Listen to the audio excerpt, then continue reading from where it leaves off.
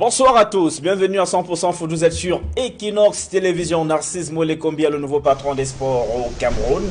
Le ministre des Sports et de l'Éducation physique a pris fonction ce lundi à Yaoundé. Que de défis qui l'attendent en football, quelle sera la collaboration avec la Fédération camerounaise de football, quelle sera la relation entre le ministère des Sports et de l'Éducation physique qui est la tutelle et la Fédération camerounaise de football qui a souvent été taxée de tombeuse de ministre des Sports et de l'Éducation physique au Cameroun. Dès sa nomination, Seydou Bonbon Dioya s'est rendu au domicile de Narcisse Moulé-Kombi pour lui adresser ses félicitations. Le nouveau patron des sports, quant à lui, entend resserrer les lignes entre les sports dits mineurs et le football qualifié de sport roi au Cameroun. Il sera question de travailler pour l'ensemble du mouvement sportif camerounais. On en parle dans cette édition de 100% foot. Nous reviendrons sur la nomination de deux acteurs majeurs du football camerounais. Célestine Ketia-Cortez, ancienne présidente de la Panthère Sportive d'Indé, nommée ministre du Développement Urbain et de l'Habitat, et Gabriel Bayrobé, ancien président de Coton Sport de Garoua, qui lui a été nommé au poste de ministre de l'Agriculture et du Développement rural. Un entretien exclusif du général Semengue dans cette édition de 100% foot. Après le passage sur ce plateau, même du premier vice-président de la Ligue professionnelle du Cameroun, faut donc que le 24 décembre dernier, le président de la LFPC, Pierre Semengue, a souhaité réagir à son tour, même si le calumet de la paix a désormais été fumé entre tous les dirigeants de la LFPC à la suite de la réunion organisée par Seydou Mbombo Dioya. Vous écouterez Pierre Semengue à bâton rompu avec Aïe Cyril. Il revient sur sa gestion de la Ligue de football professionnelle du Cameroun. Les 4 awards, c'est ce mardi à Dakar au Sénégal que sera dévoilé le nom du pays hôte de la CAN 2019, mais aussi les ballons d'or masculins et féminins de l'année 2018. François Ngoubo, bonsoir. Bonsoir. Sylvestre. Vous êtes entraîneur de football domicilié en Belgique, mais vous êtes aussi membre de la commission pour la réforme de la direction technique nationale, conseiller, président du conseil d'administration de la Colombe du Sud, ancien footballeur vous-même. Merci d'être en plateau ce soir. C'est moi qui vous remercie infiniment pour cette invitation. Je voudrais profiter de cette occasion pour souhaiter les vœux les meilleurs à tous les sportifs qui suivent votre émission à travers le monde. Et avant d'entrer dans le vif du sujet, je voulais vraiment quand même faire un clin d'œil à des formateurs à la base, dont notamment M. Serge Ouassi, qui est un dirigeant de club de la Ligue régionale du Centre, qui a toutes les catégories des pupilles jusqu'en équipe première et qui a failli être éjecté de l'Assemblée générale de la Ligue régionale du Centre à cause de certaines manœuvres. Et je peux vous dire que tout modestement, comme je n'aime pas l'injustice, j'ai pu appuyer pour que la vérité soit éclatée. D'autant plus que ce président du club, avec son équipe phare, a dominé le championnat dans sa poule. Et il a été éliminé par des messes basses pour ne pas participer à l'intérieur. D'accord, vous pouvez y revenir voilà. Si vous le souhaitez sur ce plateau ce soir. C'était juste pour vous accueillir et vous dire encore merci d'être là depuis la disparition de Océan de Kribi, club qui a révélé notamment Lucien Metomo, ancien lion indomptable du Cameroun. La ville de Kribi et le département de l'Océan n'avaient plus eu un club en deuxième ou en première division. C'est le cas depuis la fin du tournoi Interpol. Ofta de Kribi jouera la saison prochaine en Elite 2 et son secrétaire général est en plateau avec nous. Samuel Masso, bonsoir. Bonsoir Sylvestre. Bonsoir chers téléspectateurs. Je profite de cette occasion pour souhaiter une heureuse année 2019. Je profite également de cette occasion pour présenter les condoléances de OFTA. Voilà, merci donc d'être en plateau avec nous. Nous allons rapidement et tout de suite parler de cette nomination de Narcisse Moulé-Kombi au poste de ministre des Sports et de l'Éducation physique avant de revenir sur cette installation ce lundi à Yaoundé. Retour d'abord sur ce vendredi où il a été nommé et nos reporters sont rendus à son domicile. Suivez plutôt le reportage de Aïe Cyril. C'est le nouveau patron des sports au Cameroun. Jusque-là, ministre des Arts et de la Culture, Narcisse Moulé-Kombi a été nommé ministre des Sports et de l'Éducation physique. De la culture au sport, il y a un pas que l'agrégé de droit public et de sciences politiques dit pouvoir franchir allègrement. Le sport et la culture sont des manifestations du génie, de la dextérité, de la créativité, de l'inventivité humaine. Donc si vous voulez, nous sommes là dans un domaine aussi qui concerne les grandes émotions. La culture, à travers ses différentes manifestations, de la même manière que le sport est un instrument fédérateur, c'est un instrument mobilisateur des masses et aussi un instrument d'inclusion. Parmi les personnalités venues le féliciter, Seydou Mbombo Njoya, président de la Fédération camerounaise de football, nouvellement élu. La longue et chaleureuse discussion entre les deux hommes annonce-t-elle un ciel sans nuages entre la FECAFOOT et le MINSEP? Difficile de le dire pour l'instant, d'autant que la FECAFOOT a souvent été considérée comme tombeur des ministres de sport au Cameroun. Mais en attendant, Narcisse Mouele Kombi veut accomplir sa nouvelle tâche avec abnégation. Nous allons apporter notre modeste contribution au triomphe des objectifs, des missions, des attributions dévolues à ce très important, très stratégique ministère des Sports et de l'Éducation physique dans le contexte actuel où les yeux sont tournés vers 2021. Né le 6 mai 1962 à Douala, Narcisse Mouele Kombi est universitaire et écrivain.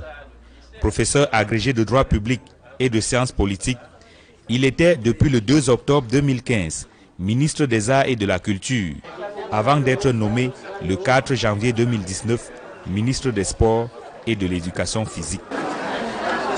Veiller à la poursuite des chantiers de la CAN et aussi travailler pour l'organisation des Jeux Olympiques, préparer tous les acteurs du sport camerounais à participer de fort belle manière aux Jeux Olympiques qui vont se tenir à Tokyo en 2020. Bien des défis attendent de Narcisse Mouele Kombi et le Premier ministre Joseph Diongouté les lui a rappelé ce lundi alors qu'il est installé à Yaoundé. Nommé le 4 janvier dernier, Narcisse Mouele Kombi prend effectivement fonction au ministère des Sports et de l'Éducation physique. Conformément aux dispositions du décret numéro 2019/002 du 4 janvier 2019 portant réaménagement du gouvernement, je vous déclare installé dans votre fonction de ministre des Sports et de l'Éducation physique. À peine installé, le nouveau patron des sports est attendu sur de nombreux chantiers, à l'instar des infrastructures devant abriter la CAN que le Cameroun compte toujours organiser. Le nouveau ministre devra déjà faire ce qu'on dit le tour du propriétaire à travers les chantiers de la CAN et pouvoir mettre le pied à l'étrier pour que ce chantier soit prêt, pour que plus tard, à la fin du mois de mars, qu'on ne dise pas à distance, voilà, on vous avait dit. La CAN, c'est un immense défi qui concerne tout le peuple camerounais. J'ai bon espoir qu'avec un travail d'équipe, nous réussirons à l'organiser en 2021. La FECAFOOT, qui n'a pas souvent eu de bons rapports avec la tutelle, promet cette fois une collaboration franche. Nous entendons collaborer franchement avec lui pour continuer à construire notre football. Depuis que nous sommes élus, nous nous attachons à mettre de la sérénité dans ces relations-là parce que nous en avons besoin pour obtenir des résultats. Autre défi qui attend Narcisse Mouele Kombi, le renouvellement des organes au sein des fédérations sportives civiles nationales. Depuis la fin des mandats en 2016, de nouvelles élections n'ont pas été organisées au sein des fédérations. On est en train de terminer carrément une Olympiade sans avoir procédé au renouvellement des organes dirigeants. Donc le nouveau ministère doit vraiment s'attaquer à ce chantier-là pour que les fédérations sortent de l'illégalité. Il est question aussi de parachever le processus de renouvellement des organes dirigeants de nos fédérations. Je crois qu'à ce stade, nous sommes rendus à l'organisation des assemblées générales qui vont servir à arrimer, n'est-ce pas, nos différents statuts à la loi que le chef d'État a promulguée récemment. Même avec des exécutifs non renouvelés, les fédérations sportives attendent du nouveau MINSEP un soutien sans faille et un accompagnement, surtout pour la participation aux compétitions internationales. Le ministre des Sports et de l'Éducation physique va continuer de nous soutenir comme le faisait son prédécesseur afin que nous puissions atteindre tous nos objectifs, notamment notre participation massive et victorieuse à Tokyo 2020. Nous connaissons le ministre qui arrive, c'est un grand homme, un grand juriste et nous savons qu'il le fera. La prise en charge totale du mouvement sportif Et ça veut dire que mettre les sportifs dans les meilleures conditions. Parce que je voudrais dire qu'il ne suffit pas toujours de faire sortir les sportifs, mais on peut les mettre dans les meilleures conditions au Cameroun. Donc c'est par là que nous voulons commencer. Dans les questions pour nous de continuer la vulgarisation, continuer le développement, afin qu'on ne puisse pas seulement parler de la boxe au centre et au littoral, mais qu'on puisse quand même dénicher aussi des talents dans l'arrière-pays, pourquoi pas. Avec l'arrivée du professeur Narcisse Moelle Kombi, c'est une nouvelle ère qui s'ouvre au ministère des Sports et de l'Éducation physique, avec l'espoir que le mouvement sportif national retrouvera ses lettres de noblesse. François Ngomon va rester sur le football. Narcisse Moelle Kombi arrive. Il hérite du ministère des Sports et de l'Éducation physique. La relation entre ce département ministériel et la Fédération camerounaise de football a souvent été conflictuelle. Il faut d'abord relever que M. Moelle Kombi était un haut commis de l'État. Il était directeur lyrique. Il sort d'un ministère, je pense le ministère de la Culture, où il a eu à gérer les problèmes des artistes. Et quand on sait qu'entre la culture et le sport, il y a parfois comme pas à franchir. Hein. Je pourrais même dire que l'expression corporelle des sportifs, des footballeurs, c'est de l'art. Donc je pense que c'est peut-être, on peut le dire, l'homme qu'il fallait à la place qu'il faut. Cependant, il faut relever que le football, le sport en général et le football en particulier, puisqu'il s'agit, a le souci du fait que c'est la fédération qui génère le plus de passion. C'est la fédération qui génère le plus de moyens via ses sponsors, et c'est la fédération sur laquelle il y a beaucoup plus d'enjeux. Donc, certains ministres se sont fouvoyés. On n'invente rien. L'histoire le démontre. On ne va pas les citer. Ils sont encore en fonction, et d'autres ont déjà une retraite paisible. Ce que nous pouvons seulement conseiller à M. Moelle Kombi, c'est de travailler en harmonie dans le respect des textes, c'est-à-dire que le ministère des Sports est le régulateur de toutes les fédérations sportives. Et il doit juste regarder, donner le canevas qui lui a été indiqué par le premier sportif camerounais, son Excellence Paul Biya, au lieu de penser à ses intérêts personnels. On se souvient des conflits entre un ministre et un président de fédération dans les années 2000, où le premier ministre a été obligé d'agir, puisque vous savez que la Fédération camerounaise de football se réfugie toujours derrière l'instance fêtière, en disant que nous sommes affiliés à la fédération, ou bien qu'elle aussi, sans l'accompagnement du gouvernement, il est difficile que le football camerounais se développe. Donc je pense que c'est une symbiose entre les deux entités, et votre reporter l'a dit, il n'y a pas seulement que le football, il y a toutes les fédérations sportives qui à l'heure actuelle sont un peu dans une situation d'illégalité.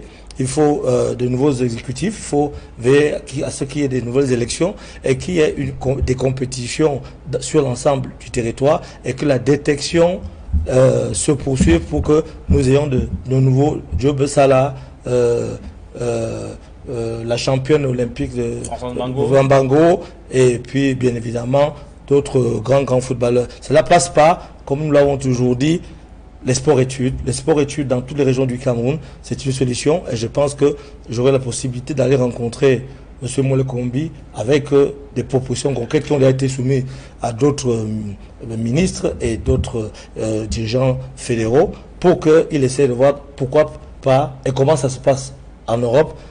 La Belgique, un tout petit pays, a réussi à être championne dans de nombreuses disciplines. Il a fait une très belle Coupe du Monde, justement, en restructurant son sport, en instaurant ce qu'on appelle véritablement le sportif de haut niveau, et en donnant un statut particulier à ceux-là qui ont choisi de faire le sport, en ménageant des plages horaires pour que le sport belge puisse arriver là où il est aujourd'hui. Et en football, si la Fédération camerounaise de football est l'organe technique, vous, acteurs du football, qu'attendez-vous de ce nouveau ministre qui arrive à la tête de ce département, au ministère des Sports et de l'Éducation physique? Qu'attendez-vous de Narcisse Moelle Kombi? Personnellement, on attend de lui qu'il soutienne le football, qu'il réactive certains paramètres dans le football, et surtout, comme l'a dit mon compère qui est à gauche, qu'il respecte les textes. Parce que la plupart du temps, lorsqu'il y a conflit entre la fédération et le ministère, il y a chevauchement parfois au niveau des textes et parfois au niveau des compétences. Je pense que c'est quelqu'un qui a roulé suffisamment sa bosse et qui est suffisamment intelligent pour pouvoir faire à ce que les relations entre la fédération ou les fédérations sportives et la tutelle qui est le ministère soient vraiment de très bonnes relations. Et on sait que le conflit naît souvent quand il s'agit de la gestion de l'équipe nationale de football féminin du Cameroun, les Lions indomptables, même si un décret de Paul Biya de 2014 donne les pleins pouvoirs à la Fédération camerounaise de football, il n'y a que au ministère des Sports et de l'Éducation physique qu'on a toujours envie de garder la main sur cette équipe nationale de football du Cameroun. Oui, vous savez que c'est un problème récurrent au niveau de la fédération parce que l'État injecte de l'argent dans les fédérations. L'État soutient l'équipe nationale de football et en retour, vous ne pouvez pas demander à quelqu'un qui met son argent quelque part de ne pas avoir un regard là-dessus. C'est vrai que ce n'est pas l'État qui devrait diriger directement l'équipe nationale, mais l'État, le président de la fédération devrait avoir quand même l'humilité de présenter certains chiffres au niveau du ministère pour que cela calme les différents responsables du ministère. Elle s'appelle Célestine Ketia Cortés, ancienne présidente de la Panthère Sportive d'Undé. Elle a conduit cette équipe à 2 finales de Coupe du Cameroun, malheureusement perdue, mais son nom restera à jamais gravé dans les pages de la Panthère Sportive d'Undé. Elle est désormais ministre du Développement urbain et de l'Habitat. Célestine Ketia Cortés, Françoise Zongomo, une dame du sport qui arrive à ce département ministériel, c'est le mérite. Vous restreignez quelque peu sa posture. Je vois plutôt une dame pluridimensionnelle. Elle est très dynamique. On la suit dans la gestion de sa mairie. On l'a suivi dans la gestion de son club. Et je pense que ce genre de dynamisme peut être un vecteur à insuffler, n'est-ce pas, à ce gouvernement des grandes opportunités. Et si on restait en club, que gardez-vous de son passage, que retenez-vous de son passage à la tête de la Panthère Sportive d'Undé comme présidente? Vous savez que Panthère d'Undé, Canon de Yaoundé, Racine Bafoussam, Colombe de San Milma, TKC et bien d'autres sont des clubs mythiques. Et lorsque vous réussissez à gérer ces clubs et les amener au firmament, jouer 2 finales de la Coupe du Cameroun, je pense que ce n'est pas une sinécure. Et puis je peux vous assurer qu'elle a eu des difficultés avec M. Famawa à la fin, qui a récupéré le club. Il y a eu des tensions énormes. Famawa a récupéré le club, mais je pense qu'elle a mis en avant l'intérêt du club. Oui, c'est mis en marge. Et parfois dans la vie, comme on dit, il faut parfois se rendre petit pour que les autres vous rendent plus grand. C'est les autres qui peuvent magnifier votre acte. Aujourd'hui, elle est récompensée par rapport peut-être à cet acte d'humilité. Et elle n'est pas la seule. Bon, peut-être on parlera du président de Coton-Sor, M. Bayrou, qui aujourd'hui est devenu également ministre. Preuve comme quoi, à la tête des clubs, il n'y a pas seulement des dirigeants qui causent des problèmes, mais il y a des dirigeants qui attirent l'attention de la plus haute instance du Cameroun et à qui on peut confier des missions plus importantes que celle de diriger une association, un club de football. Justement, et Yaneli Tou, Ofta de Kribi rencontrera la Panthère Sportive d'Undé la saison qui démarre le 30 janvier prochain. Célestine Ketia Cortés ne sera plus là, mais elle aura dirigé cette équipe de la Panthère Sportive d'Undé. Elle a eu des résultats avec la Panthère Sportive d'Undé, joué 2 finales à la Coupe du Cameroun, même si elles ont été perdues par Jumento. Oui, comme vous le dites, c'est bien, Hippolyte. C'est vrai, Ofta est un petit poussé dans cette compétition qui commence, mais Ofta entend marquer le terrain. Ofta ne va pas rencontrer Panthère pour une sinecure. Ofta va jouer contre Panthère pour gagner. Ofta va marquer les esprits. Un match d'homme. En général, pour vous parler un peu de la genèse Ofta. On reviendra sur la genèse Ofta. Restons sur l'ancienne présidente de la Panthère Sportive d'Undé, Célestine Ketia Cortés, promue ou nommée, si vous le voulez, ministre du Développement urbain et de l'Habitat. Que retenez-vous de son passage à la tête de la Panthère Sportive d'Undé? Je retiens d'elle, comme l'a dit mon prédécesseur sur le plateau, que c'est une dame de caractère. Elle a atteint la finale à 2 reprises. Elle a perdu sur des détails parce que c'est un match de football, Mais au-delà du fait qu'elle ait été présidente de Panthère, elle est maire de Banganté. Si vous passez par la ville de Banganté, vous allez voir le travail qu'elle a là-bas. J'espère qu'avec le même élan, les moyens au niveau de la ville de Banganté sont minimes. Il y a plus de moyens au niveau du ministère et plus de conseils techniques. Je crois qu'elle fera de son mieux pour que ce ministère continue à briller parce que je crois que c'est l'un des ministères au Cameroun qui travaille quand même. Gabriel Bayrobé, ancien président de Coton Sport de Garoua, lui arrive à la tête du ministère de l'Agriculture et du Développement Rural. Un homme plutôt discret à Coton Sport de Garoua. Il prend les commandes de ce club au moment où la Sodé Coton décide de réduire son soutien financier qu'il apportait au club, que la société apportait au club depuis des années. Le club qui traversait alors des moments difficiles, mais Gabriel Bayrobé a réussi à maintenir la barre haute et à permettre à Coton Sport de Garoua de rester un club compétitif au Cameroun et même majeur en Afrique. Oui, vous savez que Coton Sport, l'incarnation de Coton Sport, c'était M. Yamohamed qui a eu quelques difficultés, quelques problèmes, s'est retrouvé sous les jougs de la justice. Bayrobé a pris les choses en main, mais ce qu'il faudrait souligner avec Coton Sport, c'est qu'ils ont eu un projet, ils ont pensé.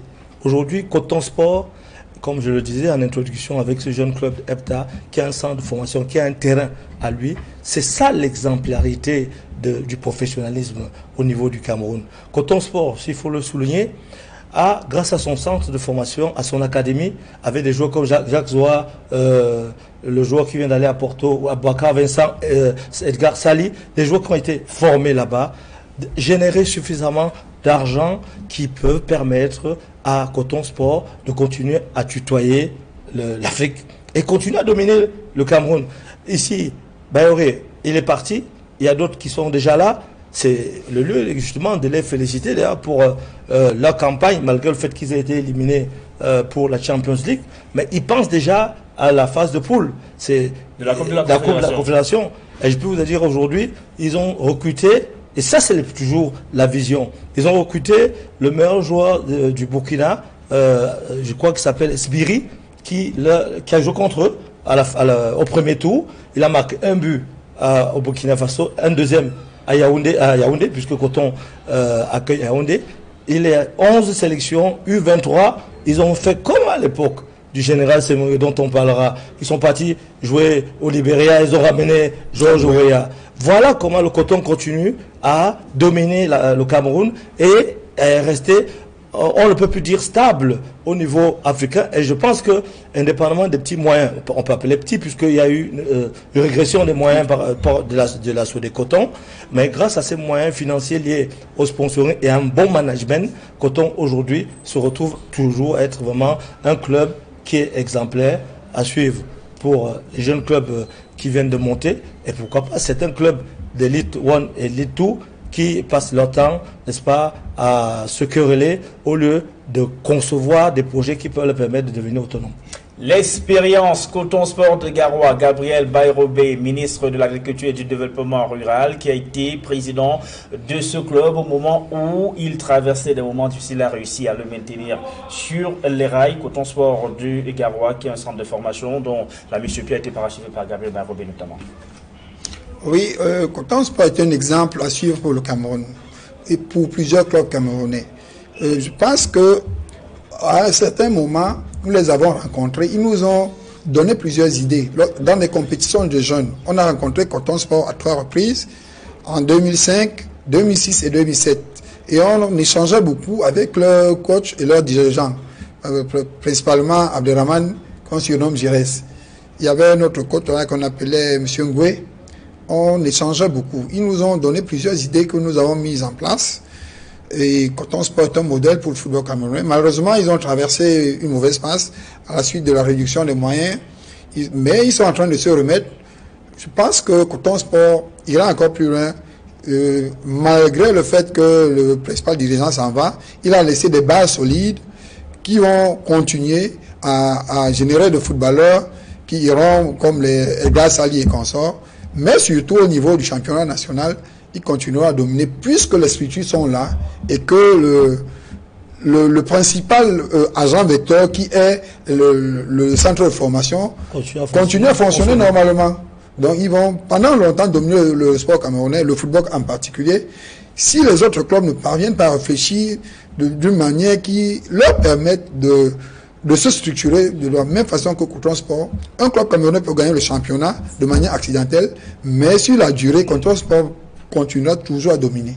Coton Sport de Garoua et 17 autres clubs du championnat Ligue 1 vont prendre le train du départ de la saison sportive le 26 janvier prochain. C'est l'une des résolutions de la réunion de concertation organisée récemment à la FECAFOOT par Sidou Mbombo Njoya. À cette occasion, le calumet de la paix a été fumé entre Pierre Semengue, président de la LFPC, et les autres dirigeants de cette ligue. Les présidents de clubs aussi, il y avait un conflit. Et Faustin Domke, premier président de la Ligue de football professionnel du Cameroun, était sur le plateau de 100% foot le 24 décembre dernier. Interrogé sur la gestion de la LFPC par Pierre Semengue, il a fait un certain nombre de déclarations sur lesquelles Pierre Semengue a souhaité revenir dans cet entretien exclusif avec Aïssegel que nous vous proposons ce soir dans cette édition de 100% foot. Bonsoir madame, monsieur, bonsoir téléspectateurs d'Equinox Télévision, bonsoir téléspectateurs de 100% foot, mais surtout bonsoir à vous, général Pierre Semengue. Et bonsoir, merci beaucoup. Je peux vous souhaiter bonne année, Bien bonne sûr. heureuse année 2019. Absolument, vous pouvez me souhaiter bonne année. D'abord même me souhaiter joyeux Noël et bonne année. Merci beaucoup, merci de nous accorder cet entretien. Vous êtes le président de la Ligue de football professionnel du Cameroun. Oui. On va parler de la Ligue au cours de cet entretien. Le président Dr Faustin Domke, président de New Star de Douala, mais surtout vice-président, premier vice-président de la Ligue de football professionnel du Cameroun, a fait un certain nombre de déclarations sur le plateau de 100% foot sur Equinox Télévision, des déclarations sur lesquelles vous souhaitez revenir parce que vous estimez qu'il y a eu un certain nombre d'inexactitudes. On va commencer par le démarrage du championnat, des championnats Elite 1 et Elite 2. Le premier vice-président de la Ligue a estimé que la Ligue était prête à pouvoir lancer la nouvelle saison, mais seulement la mise à la retraite du secrétaire général de la Ligue de football professionnel du Cameroun est venue comme pour bloquer tout. Est-ce que la Ligue était prête avant le départ, on va dire avant la mise à la retraite de Madame Mangele? Avant de répondre à cette question, je voudrais d'abord protester énergiquement. Parce que M. Domke, premier vice-président, certes, n'a reçu aucune autorisation pour parler au nom et pour la Ligue. Aucune autorisation. Il était là-bas en tant que président de New Star et dans le cadre des performances de New Star dans les coupes africaines. Il n'était pas autorisé à parler au nom de la Ligue. Il n'a reçu aucune autorisation à cet effet. D'abord, tout ce qu'il a dit est faux, complètement faux. Je veux vous le démontrer. Vous venez de me poser une question que la Ligue était prête. Est-ce que la Ligue était prête? La Ligue n'était pas prête. La Ligue, pour démarrer, a besoin d'argent et non de secrétaire général. Ce n'est pas le secrétaire général qui fait démarrer la Ligue, qui fait démarrer le championnat. Pour démarrer le championnat, il faut de l'argent. Or, nous avons écrit au Premier ministre, on a écrit au ministre des Sports et même à la FECAFOOT que nous devrions démarrer. Tout ce monde m'a dit qu'il ne pouvait pas sortir un franc avant que le budget ne soit voté. Il y a une lettre du ministre des Sports qui est disponible à la Ligue. Vous pouvez aller la consulter. Il y a la FECAFOOT nous doit déjà, pour l'année dernière, la saison dernière, nous doit encore 210 millions qu'elle n'a pas payé. C'est ce qu'elle a payé pour l'année dernière. Nous, on n'avait pas d'argent pour démarrer le championnat. Nous voulions démarrer le championnat, mais on n'avait pas d'argent. Nous avons écrit que nous aurions voulu commencer même en septembre, mais on n'avait pas d'argent pour démarrer. Donc, ce qu'elle a dit, Madame Mangele n'a rien à voir pour cette histoire d'argent. Madame Mangele ne décrète pas l'argent? Est-ce que c'est elle qui donne l'argent? C'est moi qui cherche l'argent. Qui, à la Ligue, est allé chercher un sou et qui l'a eu? Personne. Même le premier vice-président donnait quoi à la Ligue? Zéro. Donc, si jusqu'à ce jour le championnat n'a pas démarré, ça n'a rien à voir avec la mise à la retraite. Ça n'a rien à voir avec l'ancienne secrétaire générale. Non, pas du tout. Ça n'a rien à voir. Rien. C'est deux choses tout à fait différentes. La mise à la retraite de Mme Mangele, c'est une chose. Le démarrage du championnat, c'est une autre chose. Alors, parlons justement de cette mise à la retraite de Mme Mangele, votre ancienne collaboratrice, dont la situation, le cas a été également évoqué au cours de cette émission de 100% foot. Alors, est-ce que ces droits, tous ces droits ont-ils été respectés au moment de sa mise à la retraite? Elle n'a aucun droit. Madame Mangele a été mise à la retraite parce qu'elle a 62 ans. Elle a été recrutée sur le Code du travail, c'est une loi. Et le Code du travail fixe la date limite des personnels salariés à 60 ans. On peut également leur donner 2 ans par tranche de 1 an renouvelable une seule fois. Ceci n'a pas été réalisé formellement, mais elle les a eus, puisqu'elle elle a été atteinte la limite en 1916. Donc maintenant nous sommes en 2018. Donc elle a eu ces 2 ans, même non formels. Elle n'a pas un contrat à durée déterminée? Le contrat déterminé, un contrat déterminé a une durée. Cette durée est de 2 ans, renouvelable une seule fois, de par les textes. Son contrat était supposé arriver à expiration mais non, mais non, justement, ce contrat est nul et de nul effet, parce qu'il a été fait en dehors des textes réglementaires. Le texte réglementaire dit qu'un contrat à durée déterminée est de 2 ans, renouvelable une seule fois. Mais c'est vous qui l'avez signé. Mais c'est elle qui a préparé aussi. Donc elle m'a fait signer quelque chose qu'elle savait que c'était faux. Mais de toute façon, même si j'ai signé, ma signature ne vaut pas la loi. La loi est au-dessus de toute chose. Même si j'ai signé, la loi est au-dessus. Donc annule toute signature illégale. Non, elle ne pourra même pas bénéficier d'un dédommagement ou rupture abusive de contrat? Elle n'a qu'à aller au tribunal. Elle va au tribunal. Mais j'ai peur qu'on lui impute les 2 ans qu'elle a perçus. Au lieu de lui donner quelque chose, on va lui imputer les 2 ans qu'elle a perçus sans effet, puisque je n'ai pas fait un contrat lui donnant encore 2 ans. Ce n'est pas officiel. Ça a été fait comme ça. Mais je peux l'accuser de m'avoir fait signer quelque chose d'illégal. En plus.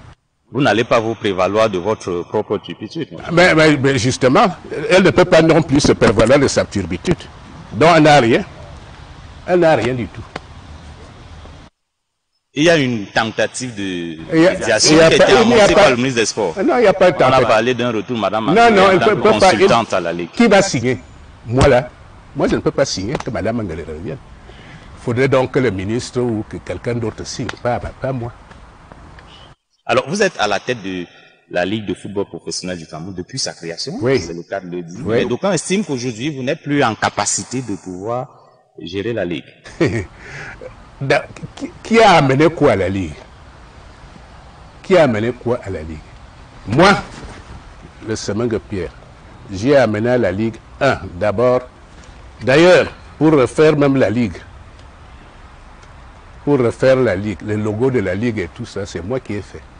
Parce que ce qu'elle a fait Carrefour, ça s'appelait Livproc, je ne sais pas quoi là. Nous avons dû refaire tout cela. Qui a recruté les personnels de la Ligue? C'est Semengue. Il les a recrutés par un cabinet de recrutement. Je n'ai pas pris des gens n'importe où. Deuxième chose. Qui a obtenu même le démarrage effectif de la Ligue? C'est Semengue. J'ai obtenu du président de la République pour que la Ligue démarre 500 millions de francs, qui se sont transformés d'ailleurs en 350 millions, comme paye chaque année, pour payer pour la portion centrale de la Ligue. Encore que je donne cet argent même au club. On pourrait vous rétorquer que c'est pour toutes ces raisons que vous accrochez. Non, je ne m'accroche pas. Qui a fait quoi la Ligue? Moi, j'ai amené, la défiscalisation des dons. c'était article 7A5 du Code général des impôts. J'ai amené la gratuité de la taxe foncière sur les infrastructures sportives. Article 578 du Code général des impôts. J'ai amené l'éligibilité de la Ligue au contrat de partenariat tel que la loi le prévoit, la loi de 2006, de décembre 2006. C'est moi qui ai amené ça. Ce n'était pas la Ligue. C'était M. Semengue Pierre qui a amené ça. Qui fait que l'argent soit même débloqué de temps en temps. C'est Semengue. Dernièrement, on m'a dit, Monsieur Happy voulait prendre donc la commission de marketing. Il a amené quoi depuis qu'il est là? 0 franc. Or, moi j'ai quand même des choses que j'ai amenées. Vous voulez dire que la Ligue aujourd'hui, c'est le général Semengue ou mais bien sûr. Actuellement, même c'est le général Semengue ou rien. Ça, c'est sûr, je peux le dire. S'il m'en veut là, ça ne pourra pas même démarrer. Ça, je peux le dire. Pourtant, d'aucuns estiment que c'est pas vous en réalité qui gérez la Ligue. Il y aurait un cabinet, des personnes qui travaillent en back-office et que vous êtes peut-être finalement un fait-valoir. Qui a fait le slogan quand j'ai été élu? Qui a fait ça? Est-ce que c'est la Ligue qui a fait? C'est Semengue qui a fait. On sait, voilà, unis pour bâtir. Le pionnier du football professionnel du général Pierre Semengue. C'est ça. Et ce que je dois faire est là-dedans. Ce que je dois faire, c'est que je devais monter les équipes avant. Chaque Ligue 1, Ligue 2, avant. Pourquoi? Pour respecter les autres engagements de la FIFA, qui a dit qu'un joueur professionnel doit faire 50 matchs par saison. Nous n'allons pas arriver à 50 matchs, mais les 8 premières équipes vont arriver à 50 matchs. Comment? S'il y a 20 équipes, il y a 38 matchs de championnat. Après les matchs de championnat, il y a la Coupe du Cameroun, qui a 7 matchs pour les meilleures équipes. Et la Ligue compte également faire une Coupe de la Ligue, 6 matchs, plus 1, la Coupe des Coupes, ce qui ferait 7 matchs aussi. Donc, 38 plus 14, ça fait 52 matchs pour les finalistes. Pour les demi-finalistes, ça fait 51. Pour les quarts finalistes, ça fait... Mon général, ça a beau être une exigence de la FIFA, mais pour autant, le président de la Ligue se lève un matin et décide, on passe à 20. Je n'ai pas décidé. Il y a un conseil d'administration, il y a une assemblée générale. Oui. Mais alors, il y a d'abord eu mon projet. C'est sur ce projet-là que nous avons, ceux qui m'ont suivi, qu'on a été élus. Et de deux, le conseil d'administration, par sa résolution, en août, sa résolution, a demandé qu'on voit le nombre de clubs cette saison. Troisième chose, on m'a toujours dit que pour monter le nombre de clubs, il faut avoir de l'argent en plus de ce qu'on a. Or, on a une perspective d'avoir de l'argent en plus. Voilà. On a une perspective d'avoir au minimum 1,6 milliard. Les avoir d'abord. Mais non, puisque c'est clair, ça va se faire. Ça va se faire. Où est le problème? Ce milliard viendra d'où? Mais ça viendra d'un sponsor, au minimum. Il a déjà écrit. Ça va se faire. Malheureusement, quand il s'est présenté, les administrateurs l'ont insulté en disant qu'il était féman. Quelqu'un qui va venir, vous l'insultez. Heureusement qu'il croit à moi. C'est pour ça qu'il s'aime. Il croit au général et non au président de la Ligue. Bien sûr, il croit au général. C'est pour ça qu'il va venir. Il y a un autre qui est en train de se préparer, qui va donner les 800 millions. Il n'est pas impossible que Semengue trouve même de l'argent aussi pour faire. Alors, il y a une autre question. que je voudrais aborder avec vous. Elle concerne le respect des textes. À la Ligue, beaucoup estiment également que vous êtes très peu respectueux vis-à-vis des textes. Moi, je vois qu'eux ne respectent pas les textes. Moi, je respecte les textes. Je n'ai pas enlevé une seule virgule des textes. On me dit que je ne devais pas mettre Madame Mangele à la retraite. Est-ce que c'est écrit où? Dans les textes. Dans les textes, il est dit tout simplement que, voilà, le conseil d'administration est compétent de nommer ou révoquer le secrétaire général sur proposition motivée du président de la Ligue. Où est la mise à la retraite? La mise à la retraite, c'est une constatation. On constate que personne n'a atteint la limite d'âge. Est-ce qu'elle a été révoquée? Non. Est-ce qu'elle a été nommée? Non. Non, le conseil d'administration n'y est pour rien dans cette affaire. L'application des textes, c'est comme beaucoup de sous-préfets disent, il faut attendre que le président nomme un autre sous-préfet pour aller à la retraite. C'est faux. Quand vous avez atteint la limite d'âge, vous allez à la retraite. C'est comme ça. C'est une constatation. Donc, les textes ont été respectés à la lettre. Pour dire que pour monter le machin, pour monter, comment dirais-je, les équipes, les textes ont été respectés. 1. J'ai obtenu le droit de le faire par une résolution du conseil d'administration. 2.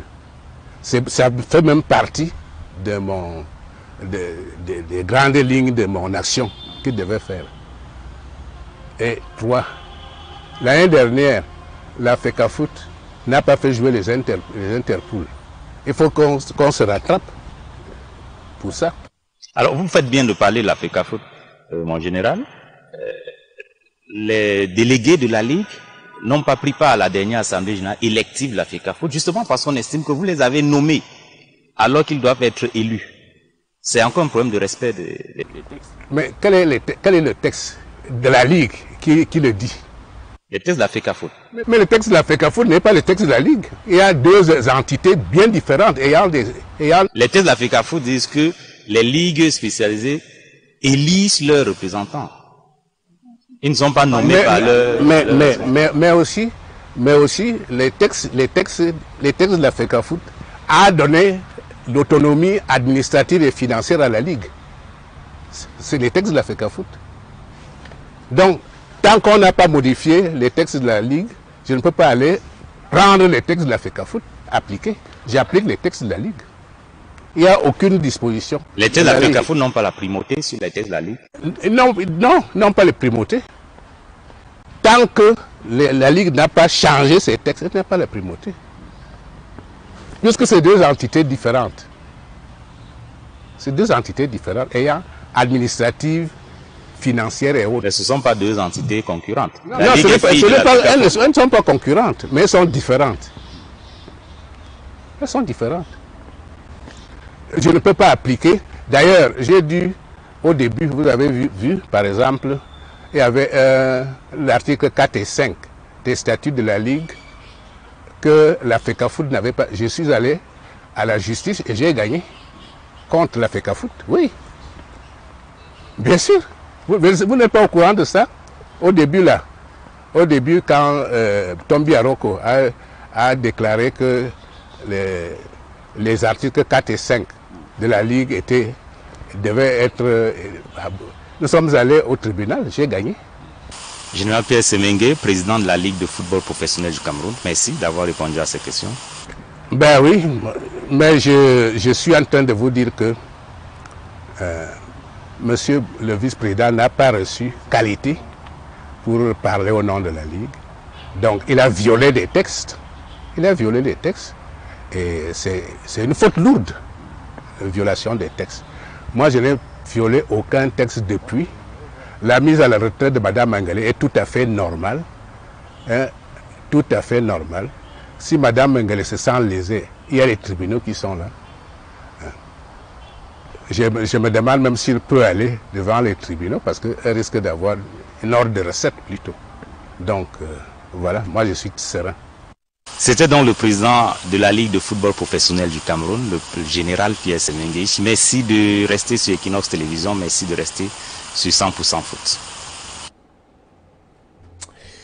Entretien enregistré le 27 décembre dernier. Pierre Semengue a bâton rompu avec Aïe Cyril à Yaoundé. Le président de l'équipe professionnelle du Cameroun a souhaité dire sa part de vérité à la suite des propos du premier vice-président de la Ligue professionnelle du Cameroun, Faustin Domke, sur le plateau 100% foot le 24 décembre. Faustin Domke qui faisait mention d'un certain nombre de dysfonctionnements dans la gestion de la Ligue professionnelle du Cameroun. Et des jours après, quelques jours après l'enregistrement de cet entretien, il y a eu cette réunion de concertation à la FECAFOOT qui a permis de sortir de la crise, le calumet de la paix, et vous le verrez dans cet autre reportage de Aïe Cyril, a été fumé entre Pierre Semengue et son premier vice-président Faustin Domke, ainsi qu'avec les autres administrateurs de la Ligue professionnelle du Cameroun. Les dates du démarrage de la saison sportive en Elite 1 et en Elite 2 sont connues, le 26 janvier pour le championnat Elite 1 et le 30 janvier pour le championnat Elite 2. Reportage. À tour de rôle, les présidents de clubs et le président de la Ligue de football professionnel du Cameroun arrivent au siège de la FECAFOOT à Yaoundé.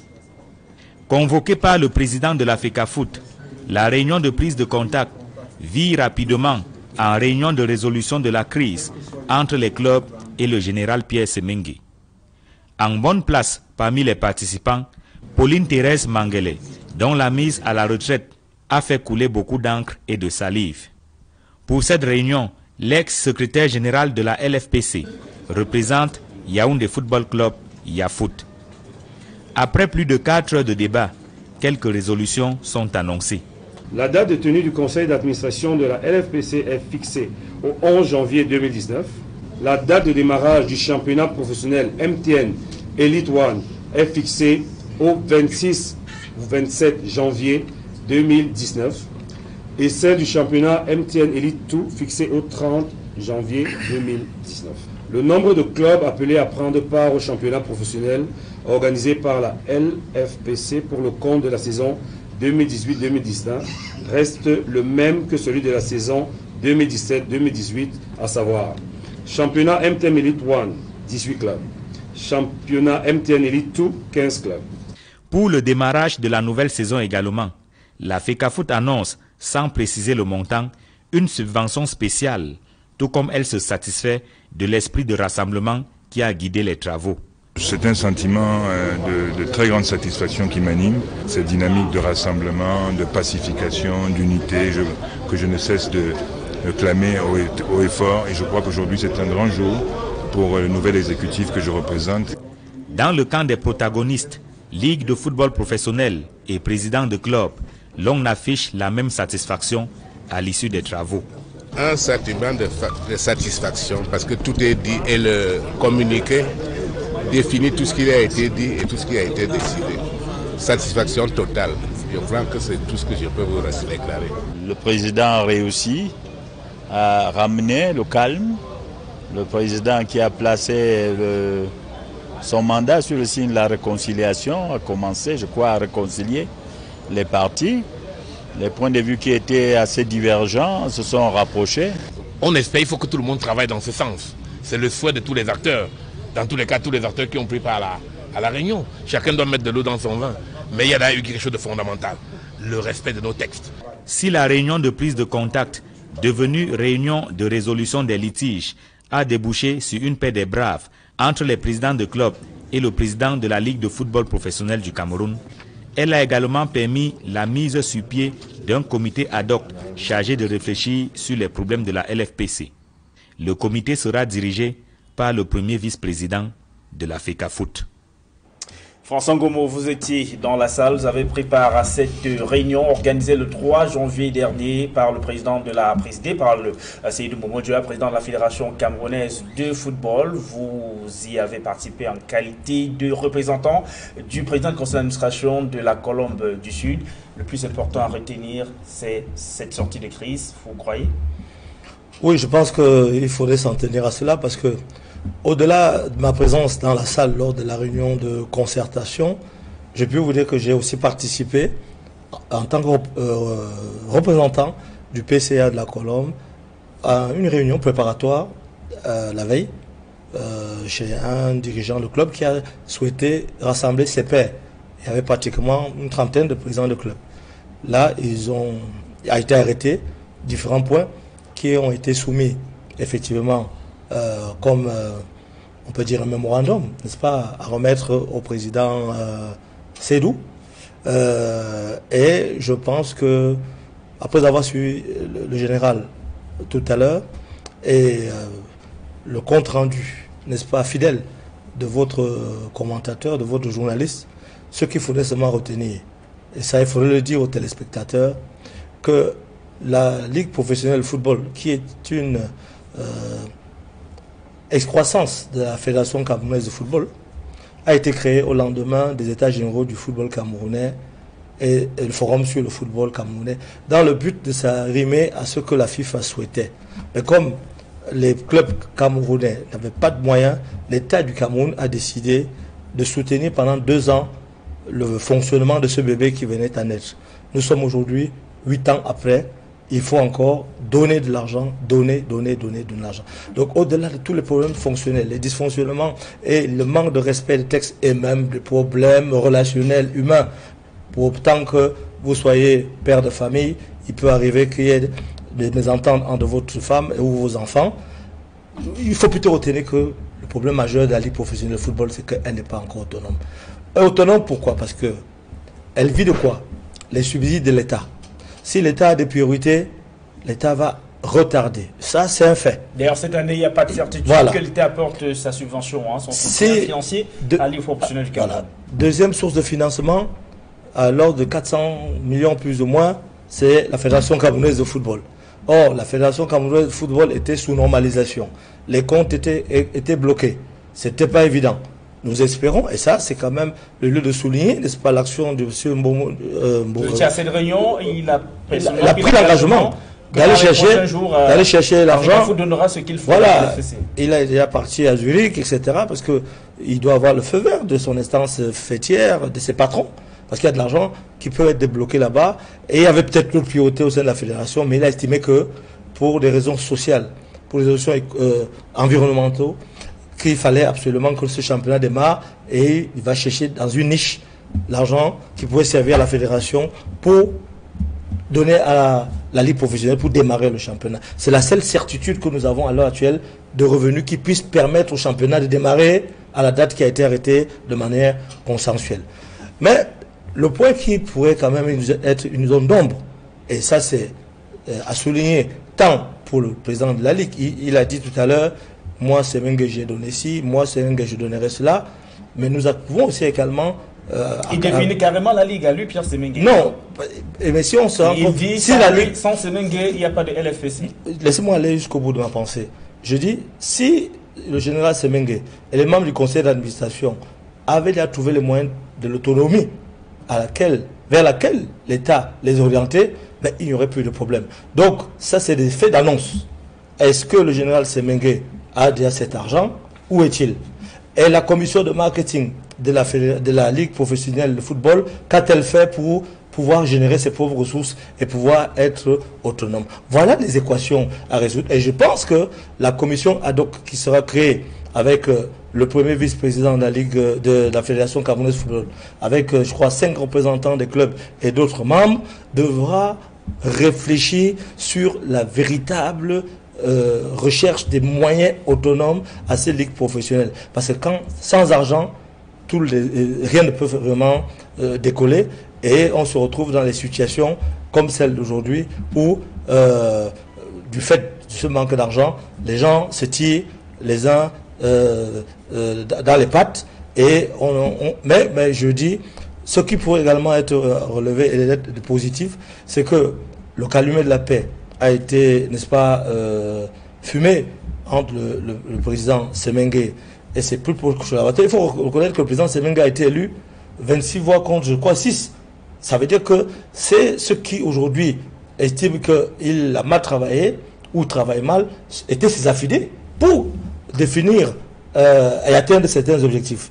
Donc, si maintenant, là, il y a dysfonctionnement dans leur groupe, il faudrait qu'ils se regardent tous les yeux dans les yeux et essaie de repartir dans la même direction. direction. À quoi pourrait servir l'Assemblée générale du 11 janvier prochain? Samuel Masso, pour vous les clubs, l'attente commence à être longue. Cette nouvelle finalement du début de la saison en Elite le 30 janvier prochain. Oui, c'est une bonne nouvelle pour nous, dans la mesure où les équipes sont restées longtemps sans jouer. Il faut remettre le moteur en marche. Et c'est également une bonne nouvelle pour nous parce que nous venons d'accéder en MDL et tout. Nous voulons nous frotter aux autres pour montrer de quoi nous sommes capables. Pour aborder également dans le sens de ce que disait tout à l'heure M. Ngomo, c'est que le football est une industrie. Il n'y a pas de raison que ce qui fonctionne ailleurs ne puisse pas fonctionner chez nous. Il faut simplement essayer de voir comment les autres font pour que ça fonctionne. Je ne parle pas des pays occidentaux, mais tout autour de nous, il y a des pays africains dont le football professionnel fonctionne bien. Il y a, je crois, 4 vecteurs. Il y a le pouvoir public. Chaque équipe est issue d'une zone. Donc il y a les collectivités territoriales décentralisées, il y a un certain nombre il y a les pouvoirs publics, comme je le disais, il y a l'Africa Foot, il y a la LFPC. De l'autre côté, il y a le sponsor. Les sponsors, les équipes doivent essayer de s'autofinancer. Cela part d'une réflexion mûre. Cela veut dire que, on parlait tout à l'heure de clubs mythiques. Dans les clubs mythiques, la difficulté, parfois au niveau de la gestion, c'est que tout le monde pense que le club lui appartient. Mais le club ne lui appartient que lorsqu'il a des résultats. Le club devrait appartenir, ces clubs mythiques devraient appartenir aux populations qui sont propriétaires de ces équipes dans la réflexion pour la recherche des moyens. Les clubs doivent être autonomes, se professionnaliser dans tous les sens pour que le football redevienne attractif. Si le football redevient attractif, il va générer beaucoup d'argent.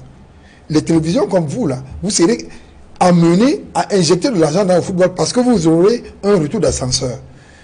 Si le football n'arrive pas à produire de l'argent, ça veut dire qu'il n'est pas viable. Et s'il n'est pas viable, ça veut dire que le spectacle présenté ne vaut pas la peine. C'est à ce niveau que nous devons tous travailler. Parlons justement de la structuration depuis la création de Oftad Tribi. Vous avez essayé tout à l'heure de donner quelques lignes. Parlons-en donc justement. Oftad Tribi, club désormais de championnat Elite 2. Êtes-vous prêt pour jouer cette saison? Parce qu'il faut quand même un certain nombre de choses. Vous partez du niveau amateur pour le niveau pro. Est-ce que vous vous êtes organisé comment pour avoir une saison plutôt bien garantie? Oui, déjà en exclusivité, je vais vous le dire, nous organiserons notre congrès le 19 janvier pour préparer la saison à venir. Mais avant cela, je pourrais revenir pour dire que OFTA a été créé pour les téléspectateurs. OFTA a été créé en 2002. Tout à l'heure, j'ai été coupé. J'ai une pensée pour le chef supérieur de Batanga, Lové, qui est décédé la semaine dernière, le 2, ainsi que sa famille. Nous profitons de cette tribune pour présenter officiellement nos condoléances à cette famille et à la grande famille Batanga en général, qui est sinistrée depuis le 2 janvier. Le chef supérieur Maové est décédé ainsi que son épouse et le chauffeur qui les accompagne. C'est un grand amateur de sport et de football. Absolument, c'était aussi un haut commis de l'État. Donc nous sommes sinistrés de ce côté-là, mais le roi est mort, vive le roi. Nous allons continuer parce que c'était également une des élites de Kribi sur lesquelles nous comptions pour la saison à venir. Donc, OFTA est une association qui a été créée en 2002 par un groupe de personnes dirigé par Gwele Silas Elvis. Ça a commencé par la Coupe Top comme un jeu et en 2003, on a gagné la finale de la Coupe Top. C'était un événement pour notre petite équipe dans la mesure où nous avons fait quelque chose d'inédit. Nous avions marqué cette année-là 30 buts sans en encaisser. Ce qui nous a donné la force de continuer avec l'aide de ces quelques personnes qui nous soutenaient. Je pense notamment au chef de centre de brasserie de l'époque, M. Diangal, qui nous avait demandé de ne pas laisser tomber cette équipe. Il nous a fourni du matériel. Je pense au délégué de sport de l'époque, M. de Gonzague Bolo, et c'est celle qui lui a succédé, Mme Nicole Ndaki. Grâce à toutes ces personnalités et surtout à M. Boulé, qui a mis du sien vraiment. Il a mis beaucoup d'argent et beaucoup d'autres choses dans cette équipe, qui a été inscrite au championnat national, la Ligue départementale en 2007. La même année, nous sommes passés à la Ligue régionale. Nous avons failli même être champions du Sud en 2007, parce qu'on a joué la finale. Nous avons perdu contre Épervier. Les années qui suivaient, on a joué deux fois la finale. Finalement, votre année a été 2018 avec, en plus d'être champion du Sud, la qualif pour le tournoi Interpol. Exactement. Je dis que c'était vraiment notre année parce que 2 jours avant que nous jouions le match qualificatif pour les Interpol, notre président a fait un accident qui a failli lui être mortel puisque certaines personnes ont perdu la vie au cours de cet accident. Il se rendait il se rendait à l'inhumation de la mère d'un de nos cadres, dont notre entraîneur adjoint avait perdu sa maman. Il se rendait à ses obsèques et il a fait un accident qui a failli lui être mortel. La FECAFOOT a repoussé le match et au cours de cette dernière rencontre, nous avons eu le droit d'accéder aux Interpol où nous avons été champions de notre poule. Nous avons gagné le premier match par 5-0, nous avons gagné le second par 2-0 et nous avons eu droit à monter en élite. Et maintenant, justement, vous arrivez dans cet environnement plutôt complexe parce que c'est difficile. Il faut avoir des moyens pour tenir une saison. 34 matchs par là. Pour un club qui sort du niveau amateur, il faut se préparer. Hein. Est-ce que tout se définira lors de votre congrès du 19 janvier prochain dans la ville de Crémy? Non, nous avons déjà commencé à travailler. Le travail a commencé déjà au niveau. On a restructuré l'équipe. L'équipe est en phase de restructuration dans la mesure où, comme je vous l'ai dit tantôt, nous sommes d'abord un centre de formation. Mais pour accéder en élite tout, on avait mis quelque peu la phase de formation en hibernation. On a décidé de la relancer parce que ce sera notre base qui va donner ravitailler l'équipe première. Exactement. Et parlons justement de cette formation et tout, il est certain qu'en championnat de football professionnel Ligue 2 la saison prochaine, dans d'autres clubs, vous rencontrerez vos anciens pensionnaires. Il y en a quand même qui sont dans d'autres clubs aujourd'hui? Oui, il y en a qui sont en Europe, il y en a qui sont dans plusieurs équipes du Cameroun. Je ne voudrais pas citer les noms ici, mais ils se reconnaissent. Ils sont passés. Peut-être quelques-uns qui... il y a un Joe qui est à Aigle du Champ. Il y a un autre qui a, malheureusement, cette année, il a été blessé rapidement. Il s'appelle Madola. Il a même été meilleur buteur du Cameroun quand il a joué à Bafia. Il a joué à Unisport. Cette année, il était à UMS.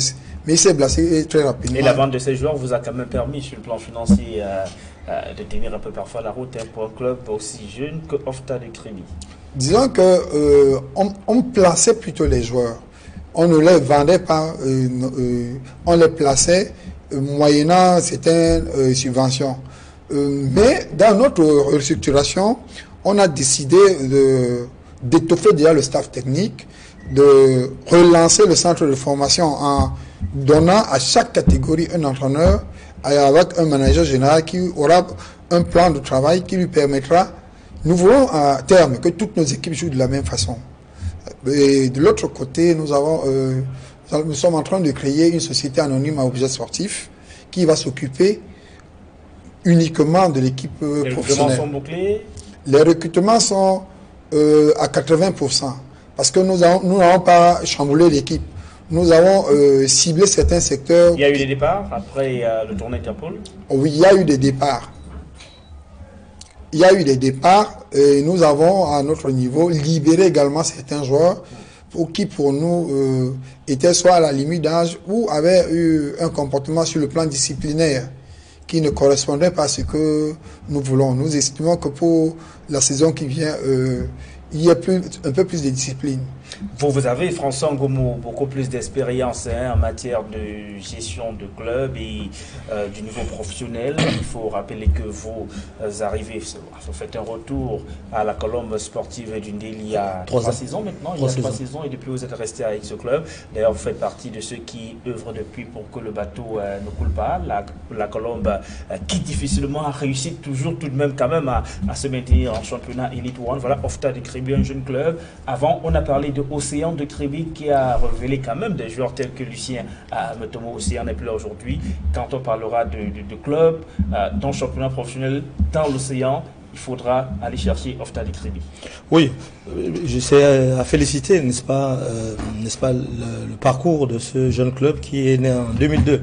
c'est pour moi le lieu, n'est-ce pas? Moi, j'aime toujours, lorsque je suis à un plateau, d'agir un peu sur le plan pédagogique, parce que c'est pas tous les férus qui savent exactement comment fonctionnent les clubs.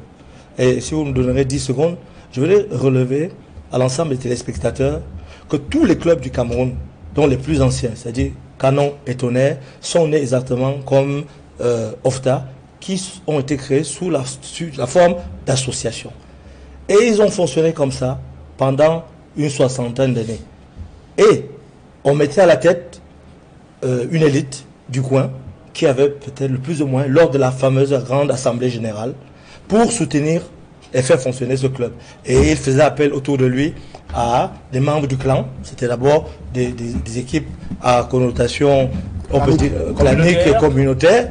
Et c'est pour ça que je lance un message à mon deuxième club de cœur, le Tonnerre de Yaoundé, qui est l'enfant, le petit frère du Canon.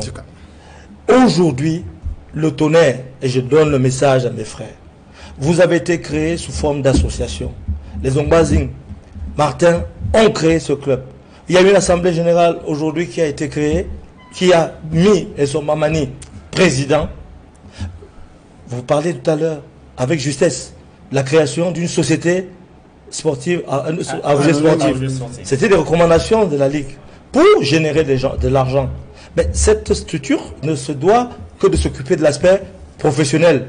Mais on n'enlève pas le pouvoir au président. Le président demeure le seul interlocuteur auprès de toutes les différentes instances. Donc quand il y a les conflits, comme dans nos clubs phares mythiques, tout part de ces dysfonctionnements entre l'association et cette fameuse société qui vient d'être créée. Nous espérons que OFTA, qui vient de se lancer dans le bain, ne va pas arriver à cette situation. Donc, la société a pour but de générer des sous, créer de l'emploi et affilier les joueurs à la CNPS, parce que c'était les recommandations de la Ligue professionnelle. Dites-moi, parmi les clubs qui ont fait une fronde ou qui tapent le poing sur la table, combien ont réellement le statut de club professionnel avec ces exigences telles qu'avaient été définies par le cahier de charges? Très peu, hein. Très peu, pour ne pas dire aucun. Quasiment même. Alors, Quasiment aucun. c'est vers ça que nous devons tous nous diriger et nous regarder les yeux dans les yeux pour dire les Européens n'ont pas inventé la bougie. Ils ont seulement compris et ils ont été très intelligents pour pouvoir utiliser tous les mécanismes pour permettre de générer des ressources. On parlait de coton qui est en train de s'orienter. Vous avez dit, vous avez mis en veilleuse votre école de jeunes. Mais c'est là où c'est une ressource essentielle. Puisque les indemnités de transfert, les indemnités de formation sont une ressource non négligeable pour tous les clubs. Le Canon, le Tonnerre, ils ont transféré d'énormes joueurs. Mais est-ce que le Canon a un siège? Est-ce que le Canon a un stade d'entraînement? C'est pour ça que j'encourage les jeunes présidents de clubs qui aujourd'hui achètent des espaces et créent des centres de formation. Comme je le disais au début, pour EPTA, un jeune Camerounais que j'ai découvert, qui était résident en Espagne, a décidé de venir investir dans la jeunesse et à toutes les catégories et à un stade qui lui est propre. Donc, la professionnalisation des clubs, la restructuration des clubs passe par avoir son infrastructure. Maintenant, Madame Cortès, qui nous entend, puisque votre émission est suivie, on dit l'implication des collectivités décentralisées. On espère qu'il y aura une implication davantage, n'est-ce pas, des collectivités décentralisées pour qu'il y ait des stades.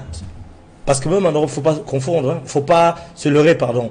Même Lyon. Lyon est le seul club, par exemple, en France, qui est détenteur de son stade. Les autres sont des stades communaux.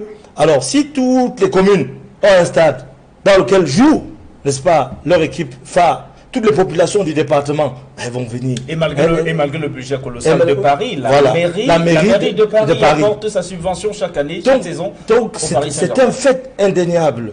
Alors, pour revenir justement à ce problème de structuration, il faudrait également que les dirigeants de la Fédération camerounaise de football et ceux de la Ligue respectent les textes. Lorsque vous respectez les textes, vous avez le courage de regarder les gens en face et même le Seigneur vous regarde et ne peut que vous encourager. Et de faire les choses. Et de prendre des partis pris n'est pas une bonne chose parce que ce sont les partis pris. Pour ceux qui sont censés arbitrer, qui engendrent les problèmes au sein de nos clubs mythiques. Samuel Masso. Oui, pour revenir sur ce que a dit tout à l'heure, il y a un volet de OFTA que je voudrais également souligner ici.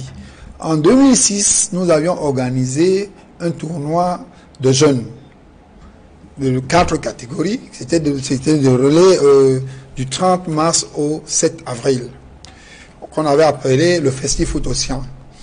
Justement, pendant l'hibernation de notre centre de formation, on faisait de la détection, on avait continué à faire de la détection, mais au profit de l'école de football de Brasserie et de Kaji, le Sport Academy que nous représentions dans le département de l'Océan. Est-ce que vous avez signé un partenariat avec ces méga structures? Exactement.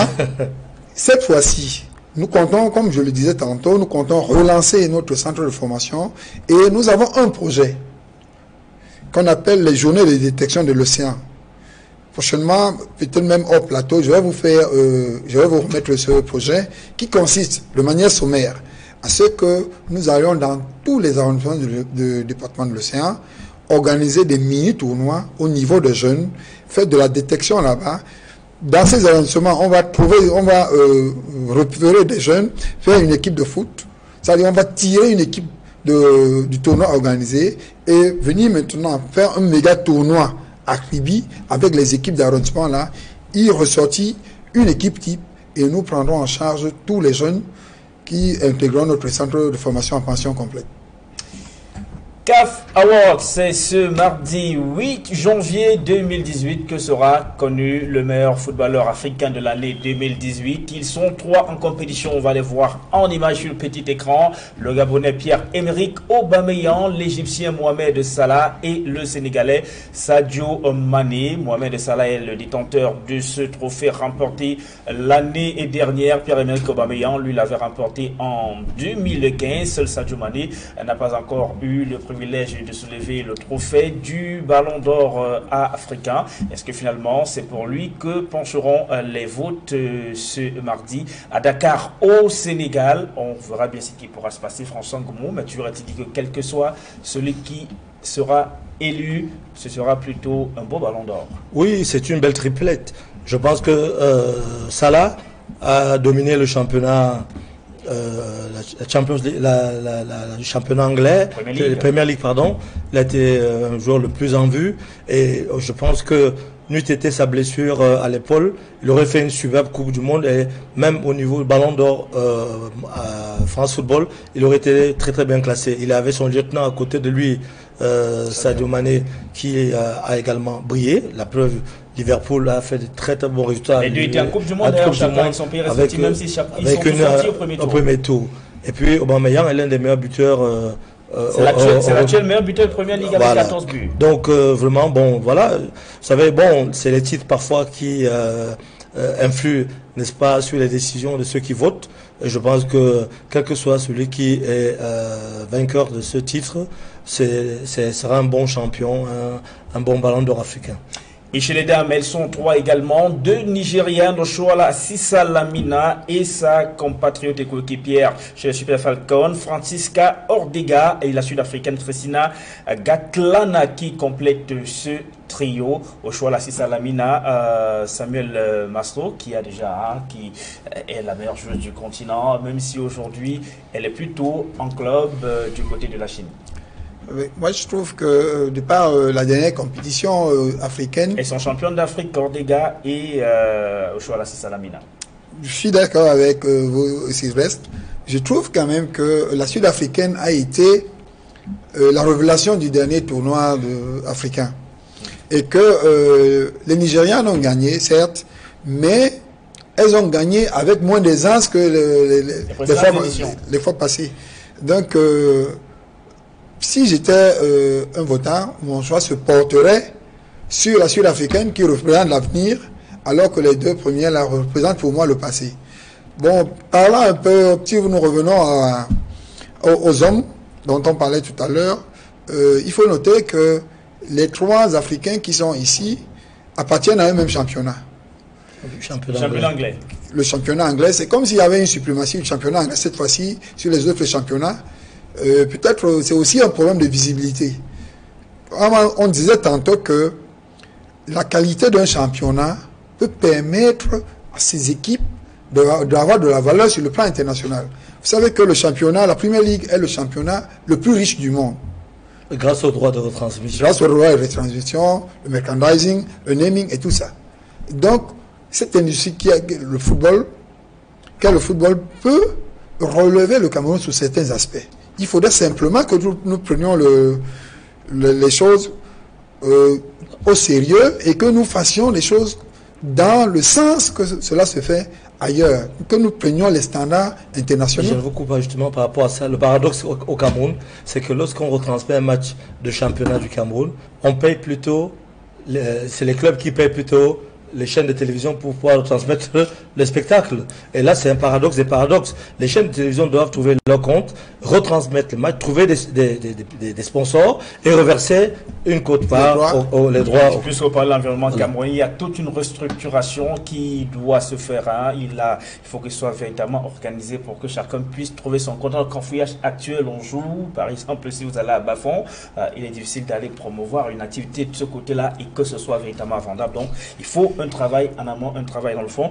Il y a également très attendu à Dakar ce mardi au Sénégal la réunion du comité exécutif de la CAF qui était anticipée, elle était prévue plutôt le 9, mais elle a été anticipée à ce mardi 8 et au cours de ce comité exécutif sera dévoilé le nom du pays hôte de la CAN 2019 dont l'organisation a été retirée au Cameroun. Ils sont deux pays en compétition pour l'instant, enfin, ce sont les seuls d'ailleurs qui ont déposé leur dossier de candidature, l'Afrique du Sud et l'Égypte. C'est vrai que les deux ont déposé leur candidature, mais tel que les choses se présentent, il paraît que l'Afrique du Sud aura un problème au niveau du Parlement, parce que la Fédération a déposé la candidature, mais apparemment le Parlement devrait donner son aval.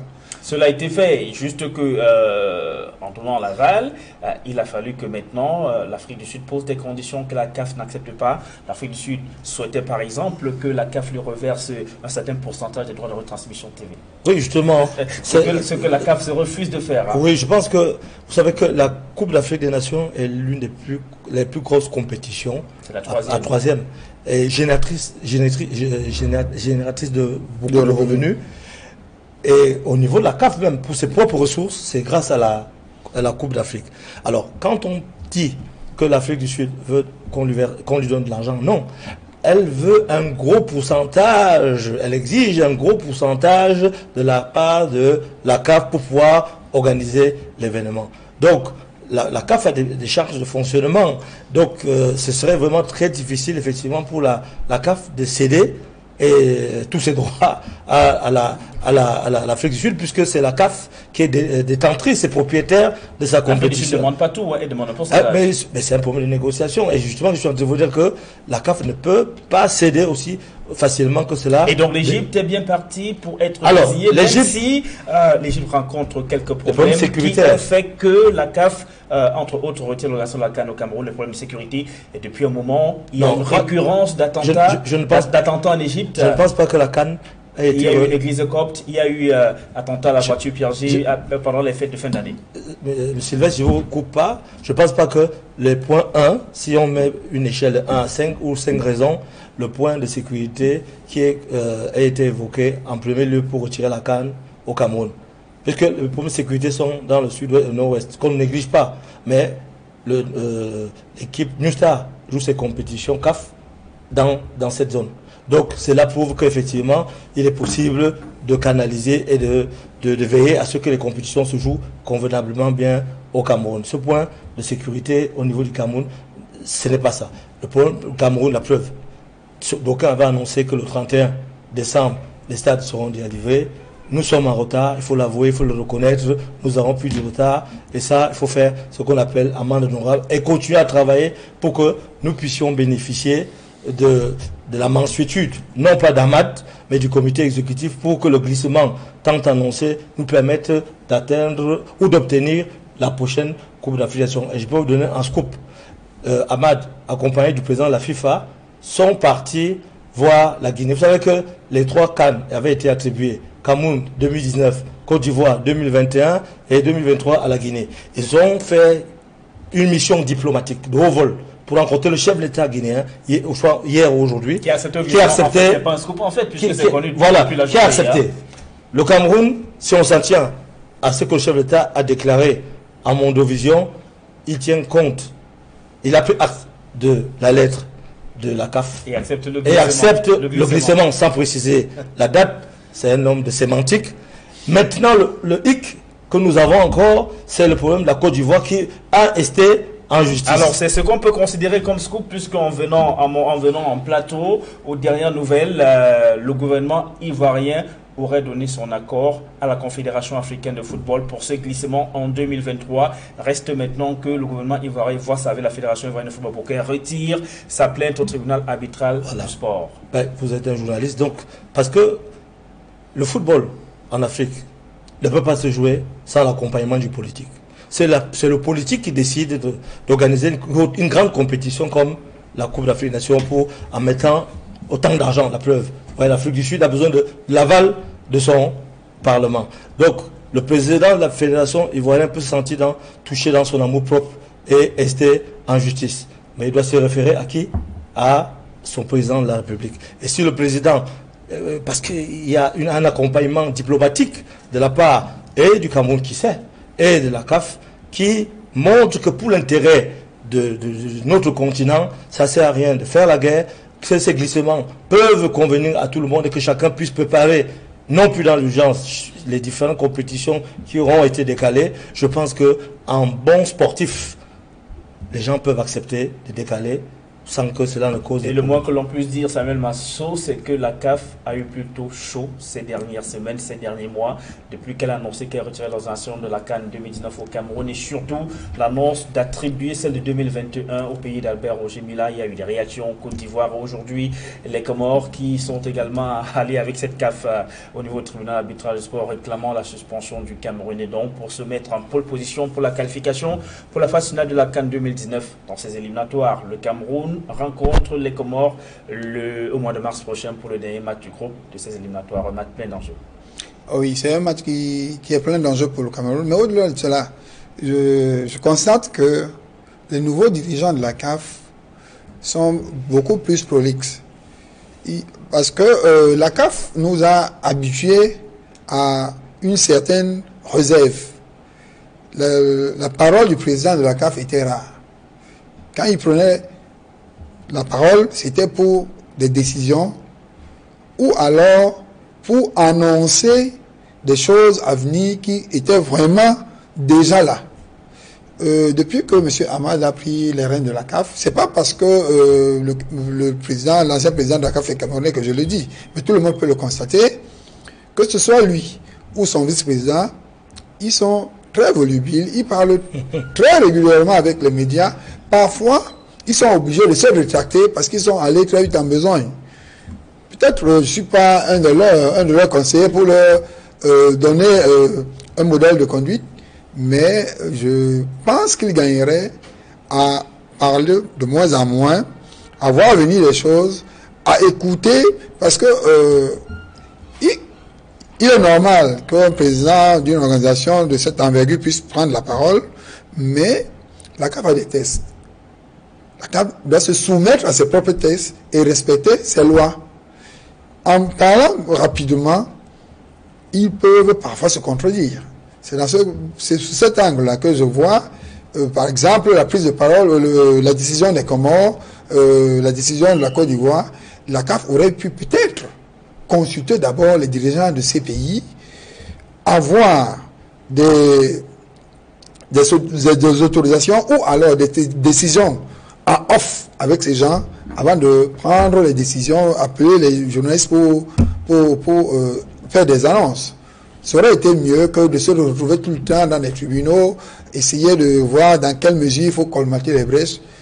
L'avenir nous dira, mais j'espère que pour nous, ce match ne sera pas inutile, parce que si les Comores ne persistent dans leur requête au niveau du TAS, la loi doit être appliquée. Mais il y a une chose qui peut être rassurante seront les mêmes tests de la CAF, c'est que la plainte des Comores, de la Fédération des Comores de football au tribunal arbitral de sport ne pourra prospérer parce que le Cameroun n'a pas, la CAF n'a pas signé d'accord cadre avec le Cameroun et donc le Cameroun ne peut, selon les mêmes tests de la Confédération africaine de football, être sous le coup de cette suspension-là, ce qui n'est pas le cas par exemple de la Fédération ivoirienne de football français. On va bientôt sortir de ce plateau. On a parlé tout à l'heure de la préparation de la saison avec Oftad Tribi du côté de la Colombe du Sud. En quelques mots, comment ça se prépare? Ça démarre le 26 janvier prochain. Oui, la Colombe de Saint-Milma avait arrêté les entraînements suite à tout le bois qu'il y avait là. Suite à la réunion de concertation, le PCA qui est hors du pays a donné le feu vert au directeur général pour la reprise d'entraînement ce jour. Et la Colombe va se préparer pour être prête, puisqu'il y avait déjà quand même un noyau qui avait été constitué. Les coachs se doivent juste remettre les joueurs en jambes. Et il y a un tournoi à Yaoundé qui va se dérouler avec les clubs du Yaoundé, Tonnerre, Canon, etc. pour des confrontations, des mises en jambes. Et puis, je pense que ça devrait aller. Pour terminer avec la Colombe, dès qu'on est là depuis 3 ans, et vous savez qu'un bébé ne court pas directement, il rampe d'abord. La Colombe, justement, aujourd'hui, quand on parle de structuration, la Colombe, aujourd'hui, agit avec l'actionnariat populaire. Les cartes de membres sont vendues à travers le territoire. La Colombe a, grâce à un dossier marketing que nous avons mis sur pied, 3 sponsors qui ont été attrapés.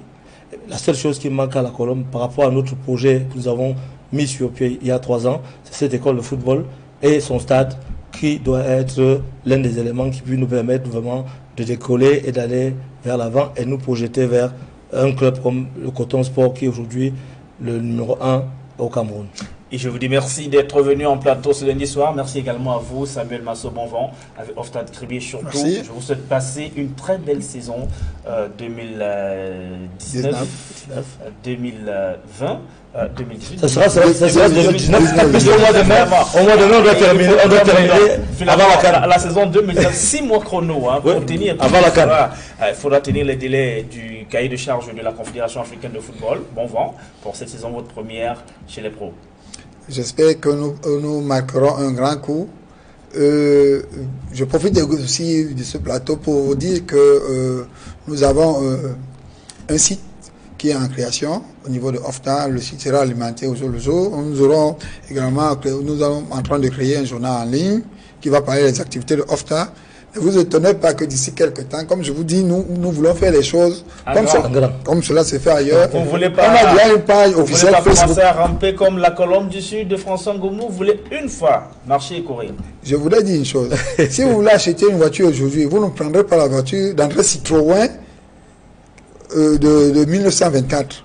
Vous achèterez celle qui vient de sortir. Dernière série. Que d'ambition. Merci à tous les deux, chers messieurs, d'être venus en plateau ce soir. C'était la première émission de cette année 2019 100% foot. N'oubliez pas, lundi prochain, s'il plaît à Dieu, nous serons là lorsqu'il sera 21h. Je vous adresse à toutes et à tous à travers le monde entier mes voeux les meilleurs de santé, voeux de santé, de réussite, de prospérité, de bonheur durant cette année 2019. Merci aux équipes techniques qui ont accompagné le réalisateur Amos Fongo pour la production de cette édition de 100% foot. Merci à toutes et à tous. Bonsoir.